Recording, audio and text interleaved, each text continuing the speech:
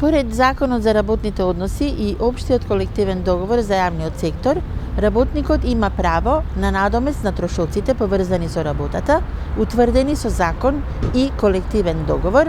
како и за јубилејни награди. Во Општиот колективен договор за јавниот сектор е предвидено дека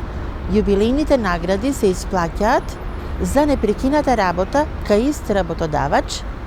за најмалку 10, 20, 30 и 40 години работен стаж и во висина најмалку од 50% од просечната нето плата во Републиката во претходната година за 10 години стаж, 100% од просечната нето плата во Републиката во претходната година за 20 години стаж, 150% од просечната нето плата во Републиката во претходната година за 30 години стаж и 200%